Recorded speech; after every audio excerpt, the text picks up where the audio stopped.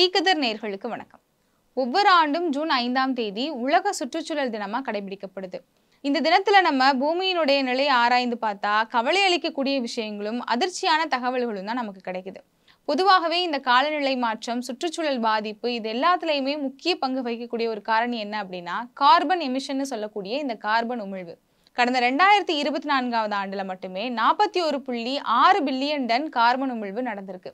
அது கிட்டத்தட்ட போன ஆண்டை விட 1.6 பில்லியன் டன் உமிழ்வு அதிகரிச்சிருக்குன்னு சொல்லலாம். ஆனா ஐநா சுற்றுச்சூழல் திட்டத்தின் கீழ் 2024 உமிழ்வு இடைவேளை அறிக்கையில என்ன சொல்லியிருக்காங்கன்னா, இந்த ஒரு ஆண்டுக்குள்ள 1.5 டிகிரி செல்சியஸ் உலக வெப்பமயமாதலை கட்டுப்படுத்தணும் அப்படின்னு வலியுறுத்தியிருக்காங்க. ஆனா நேர்மாறா இந்த கார்பன் உமிழ்வு அப்படிங்கிறது ரொம்பவே அதிகரிச்சுக்கிட்டு இருக்கிறது நமக்கு கவலை அளிக்கக்கூடிய வகையில தான் இருக்கு. பொதுவாகவே இந்த காலநிலை மாற்றம் அப்படிங்கிறது வெறும் இயற்கை மாற்றங்கள் மட்டும் கிடையாது. மனித சமூகத்தின் செயல்பாடுகளால தான் இந்த காலநிலை மாற்றங்கள் எல்லாமே உருவாகுது. குறிப்பா இயற்கையை மூலதனத்தின் லாப நோக்கத்தால ஒரு வணிக பொருளா மாற்றி அந்த இயற்கை மீது மனிதர்கள் அதிக அளவுல உரிமை எடுத்து அதை வெறும் லாப பொருளா மட்டுமே பார்க்கறதுனாலையும் அதை அதிக அளவுல கட்டுப்பாடுகள் இல்லாம இயற்கையை சுரண்ட ஆரம்பிக்கிறதுனாலையும் தான் இந்த இயற்கை மாற்றங்களும் காலநிலை மாற்றங்களும் ஏற்படுது. குறிப்பா இதனால அதிக அளவுல இங்க இருக்கக்கூடிய சிறுபான்மையின மக்கள், விவசாயிகள், பழங்குடியினர், தொழிலாளர் வர்க்கங்கள் தான் அதிக அளவுல இந்த காலநிலை மாற்றத்தினால நேரடியாகவே பாதிக்கப்படுறாங்க. இன்னும் குறிப்பா சொல்லணும் அப்படின்னா உலக அளவுல வளர்ந்து வர நாடுகள்ல 80% மக்கள் நேரடியாகவே இந்த காலநிலை மாற்றங்களால பாதிக்கப்படுறாங்க. கடந்த 1850 இருந்து 2020ஆம் ஆண்டு வரைக்கும் உமிழப்பட்ட கார்பன்கள்ல சராசரியா 60% கார்பன் வளர்ந்து வர நாடுகளால மட்டுமே உமிழப்பட்டிருக்கு. இன்னும் சொல்ல போனா ஒரு அமெரிக்கர் ஒரு ஆண்டுக்கு 15.2 டன் கார்பன் உமிழ்வை ஏற்படுத்துறாரு. இந்த அளவு இந்தியால 1.9 டன்னா இருக்கு. வளர்ந்த நாடுகள் தான் அதிக அளவு தனிநபர் கார்பன் உமிழ்வை கொண்டுள்ளன. இதனால வளர்ந்து வரக்கூடிய நாடுகளா இருக்கக்கூடிய தெற்காசியா, ஆப்பிரிக்கா மற்றும் சிறு சிறு தீவுகள் குறைந்த அளவு கார்பன் உமிழ்வை கொண்டிருந்தாலும் கூட அதிக அளவு பாதிப்புக்கு உள்ளாகிறாங்க. இப்படி வளர்ந்த நாடுகள் தங்களுடைய சுய லாபத்துக்காகவும் சுயநலமாகவும் செயல்படக்கூடிய விஷயங்களால உலகத்துல இருக்கக்கூடிய மற்ற எல்லா நாடுகளுமே இன்னைக்கு பாதிப்புக்கு உள்ளாகிறாங்க.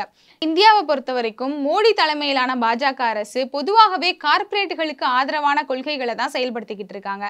இதனால இந்தியால பெருமளவுல இயற்கை மாற்றங்களும் இயற்கை வளங்கள் சூறையாடப்படுறதும் நிகழ்ந்துகிட்டு தான் இருக்கு.